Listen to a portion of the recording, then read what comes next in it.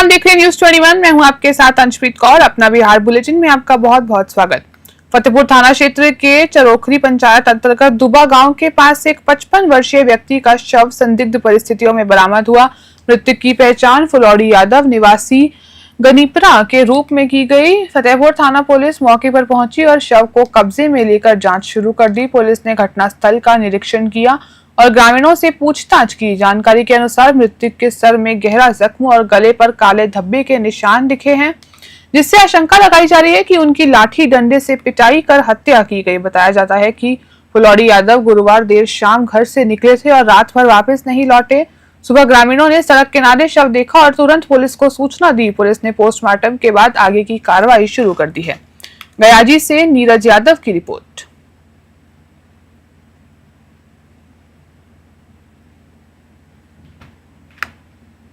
बरसाती मौसम में प्रशासन और जनप्रतिनिधियों की बार बार सतर्क रहने की अपील के बावजूद लोग लापरवाही बरत रहे हैं, जिसका खामियाजा जान देकर चुकाना पड़ रहा है। ताजा मामला बेलागंज थाना क्षेत्र के लक्ष्मीपुर गांव के पास जमुना नदी पर बने डैम का है। सुबह कुछ युवक नदी में नहाने पहुंचे थे। इसी दौरान हाफिज मोहम्मद शहबाज गहरे पानी में चले गए और डूब गए। साथियों की काफी कोशिशों के बाद भी उन्हें बचाया ना जा सका। बाद में शव को पानी से बाहर निकाला गया। प्रशासन लगातार सोशल मीडिया और अन्य माध्यमों से सावधानी बरतने की अपील कर रहा है, लेकिन लोग अनदेखी कर रहे हैं। अब अधिकारियों ने पुनः चेतावनी दी है कि बरसात के दिनों में नदी नहर के पास जाने से बचें ताकि ऐसी दुर्घटनाओं को टाला जा सके। गयाजी से नीरज यादव की रिपोर्ट।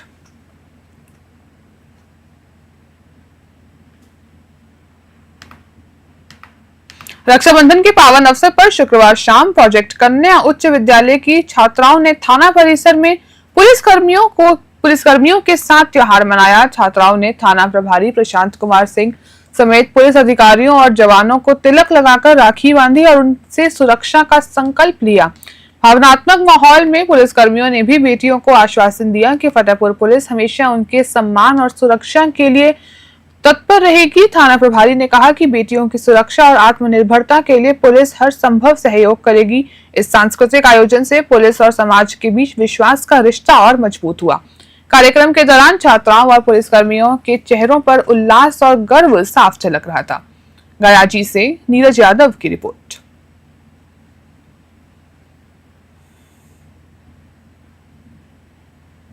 मोतिहारी के गोविंदगंज क्षेत्र से जन स्वराज के नेता कमलेश कांतगिरी शुक्रवार को पटना पहुंचे, जहां उन्होंने पूरे बिहार से आए कार्यकर्ताओं और प्रशांत किशोर से मुलाकात की। कार्यक्रम में प्रशांत किशोर ने भाजपा पर सीधा हमला बोला। उन्होंने कहा, सरकार आपकी है, अगर हमसे कोई गलती की गई तो पकड़ लीजिए। बात बिहार की फेसबुक पेज पर 2018 से चल रही है। उन्होंने स्वास्थ्य मंत्री मंगल पांडे पर एम्बुलेंस खरीद में भ्रष्टाचार का आरोप लगाते हुए कहा कि टाटा मोटर्स और टेंडर खारिज कर फोर्स मोटर्स से मार्केट रेट से ज्यादा कीमत पर खरीदी गई है। प्रत्येक अमृत को भी इस पर जवाब देना चाहिए। किशोर ने भाजपा को ठगों व बदमाशों की पार्टी बताया और कहा कि अगला खुलासा जल्द करेंगे। मोतिहारी से अमरजीत सिंह की रिपोर्ट। हम लोग प्रशांत किशोर को एकदम इनका कच्चा चिट्ठा खोल देंगे। तो कल क्या बताया, एक केस में जो 2018 में जब मुझे जदयू ने छोड़ा था, तो मुझ पर दबाव बनाने के लिए नीतीश कुमार की पार्टी ने एक फर्जी यहाँ केस कराया। केस क्या है ये सुनिए। चोरी का नहीं, डकैती ठेकेदारी का नहीं, केस ये है कि हम बात बिहार की एक जो फेसबुक पेज चलाते हैं, ये हमारा आइडिया नहीं है, किसी दूसरे लड़के ने पहले इसको सोचा था। अब देखिए, ये लोग कहते हैं कि हम बिजनेसमैन हैं। हमारा, अगर इन्हीं की बात मान लें, हमारा बिजनेस क्या था, नारा लिखना भी हमारा बिजनेस का हिस्सा था। तो देश भर का नारा लिख रहे हैं हम, और हमारा बात बिहार की लिखने के लिए हम दूसरे का चोरी करके लाए। ये मामला कोर्ट में गया, कोर्ट ने इसको सिरे से खारिज कर दिया। हाई कोर्ट गया, वहां पर भी जजमेंट रिजर्व है। क्वेश होने के लिए कोई इसमें केस नहीं बनता है। केस चोरी का नहीं है, धोखाधड़ी का नहीं है। केस ये है कि जो प्रशांत किशोर बात बिहार की का फेसबुक पेज चला रहे हैं, ये प्रशांत किशोर से पहले किसी दूसरे लड़के ने सोचा था, ऐसा उस लड़के का दावा है। केंद्रीय गृह मंत्री अमित शाह शुक्रवार को बिहार दौरे पर पहुंचे और पुनेरा धाम स्थित मां जानकी मंदिर के शिलान्यास एवं भूमि पूजन कार्यक्रम में शामिल हुए। उन्होंने मंदिर परिसर के समग्र विकास के लिए वृद्धि योजना की शुरुआत की।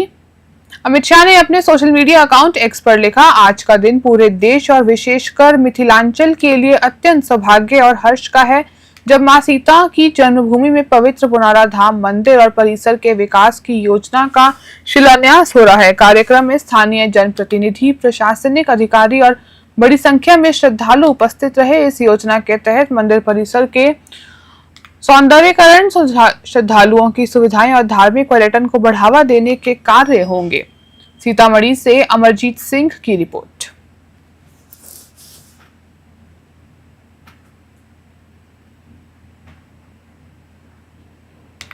गया के महर्षि दयानंद मध्य विद्यालय चाकन में रक्षाबंधन का पर्व बड़े उत्साह और पारंपरिक अंदाज से मनाया गया। विभागीय निर्देशों के अनुसार बच्चों को त्योहारों का महत्व समझाने के लिए विशेष कार्यक्रम आयोजित किया गया। स्कूल प्रशासन ने राखी बनाने के लिए सामग्री उपलब्ध कराई, जिससे बच्चों ने अपने हाथों से सुंदर सुंदर राखियां तैयार की। कार्यक्रम में बहनों ने भाइयों को राखी बांधकर मिठाई खिलाई और भाइयों ने भी बहनों का आशीर्वाद लिया। इस अवसर पर बच्चों को कम खर्च में सुंदर वस्तुएं बनाने और घर परिवार के साथ मिलकर खुशी से त्योहार मनाने का संदेश दिया गया। अगले दिन छुट्टी होने के कारण रक्षाबंधन का आयोजन पहले ही कर लिया गया। बालिकाओं ने सभी को राखी बांधी और स्कूल स्टाफ ने सभी का मुंह मीठा कराया। कयाजी से नीरज यादव की रिपोर्ट।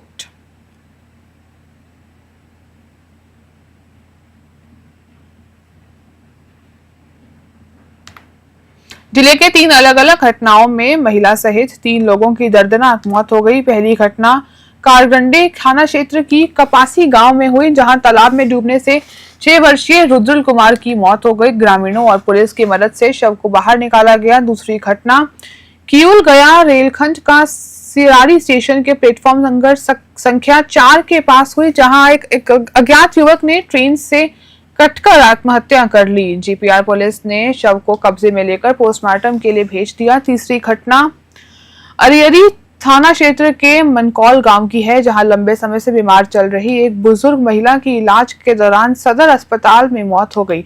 इन घटनाओं से परिजनों और ग्रामीणों में शोक की लहर है। शेखोपुरा से रंजन कुमार की रिपोर्ट।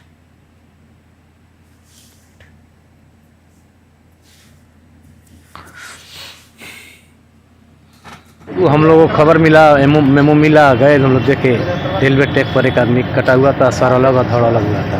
उठा कर लाए हम लोग पोस्टमार्टम में। वो आत्महत्या लग रहा है। आत्महत्या पहचान हो पाई?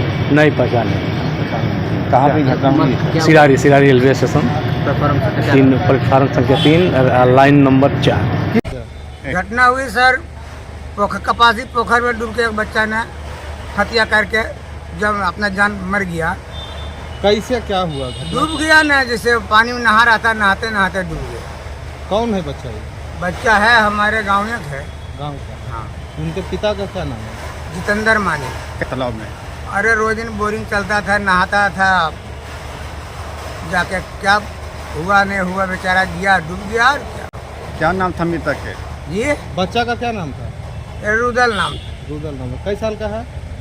7-8 साल के है ये सर। आप कौन है बचवा? बचवा तो रिश्ता में बाबा लगते हैं। बाबा लगते जी। क्या नाम है आपका? हमारा नाम है बुंदेल मानी। हम लोगों को खबर मिला, मेमो मिला, गए हम लोग देखे।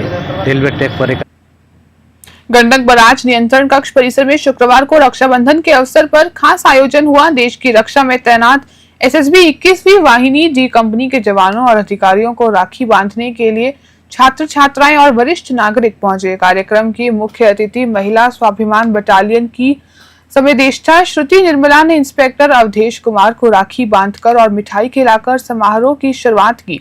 इसके बाद पंक्तिबद्ध खड़े जवानों को छात्र छात्राओं ने राखी बांधी और उनका आशीर्वाद लिया। इंस्पेक्टर अवधेश कुमार ने कहा कि बॉर्डर पर तैनात सुरक्षाकर्मी समाज और बहनों की सुरक्षा में कोई कमी नहीं आने देंगे और इसके लिए हमेशा तत्पर रहेंगे। मौके पर प्राचार्य धनंजय मिश्रा, शिक्षक राकेश कुमार सहित कई गणमान्य लोग मौजूद रहे। वाल्मीकि नगर से उदय शंकर की रिपोर्ट।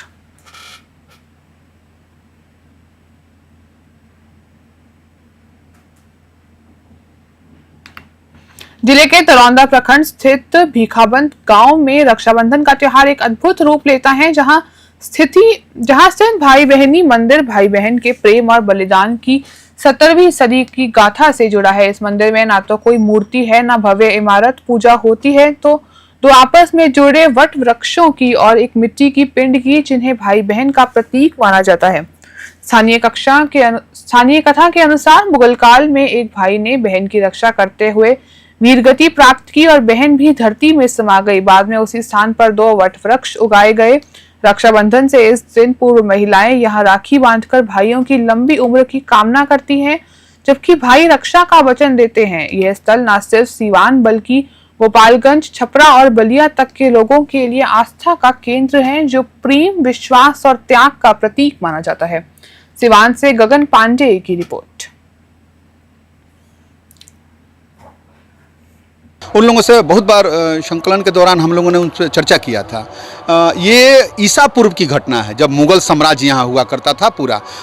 अब ये जगह जो है कि आखिर यहाँ मुगल सैनिक कैसे थे, तो फिर हम दिल्ली से लेकर के और लाहौर तक के इतिहास को जब खंगालेंगे ना, तो इसका रहस्य सामने खुल के आएगा। वो पूरा स्टडी इस स्थान का जो जगह है, ये जगह ये भैया बहनी के नाम से प्रसिद्ध हुआ मुगल साम्राज्य से, मुगल काल से। और जाहिर सी बात है, भैया और बहनी जो शब्द कहते हैं, वो हिंदी साहित्य में यदि भैया और बहनी शब्द आया है, तो ये स्थानीय देशज शब्द है, विदेशज शब्द नहीं है कि विदेशी ये नाम रखा गया। भैया बहनी ओरिजिनल ठेठ देहाती शब्द है ये।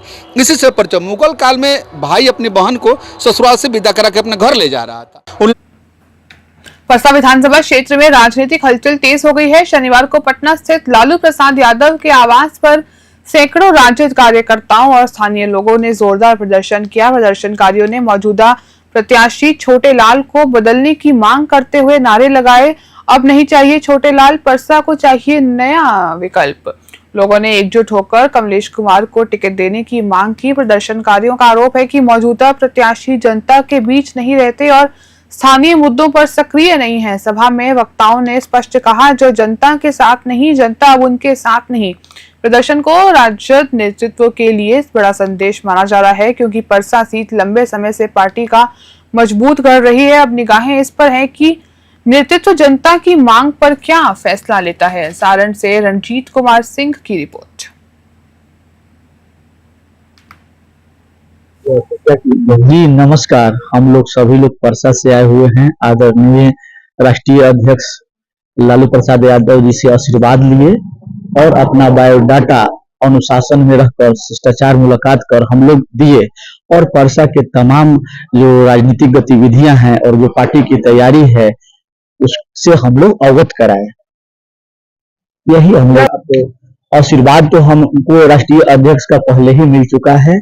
अब अनुशासन में रहकर हम लोग अपनी बातों को शालीनता के साथ रखें, क्योंकि जो भी लोग आते हैं जो पार्टी के नहीं है, वो अनर्गल विधवा विलाप करके चले जाते हैं, जिससे पार्टी को काफी नुकसान पहुंचता है। लेकिन हम लोग अनुशासन प्रिय लोग हैं और पार्टी के में हम लोग विश्वास रखने वाले लोग हैं। पार्टी का जो निर्णय होगा हमको मान्य होगा।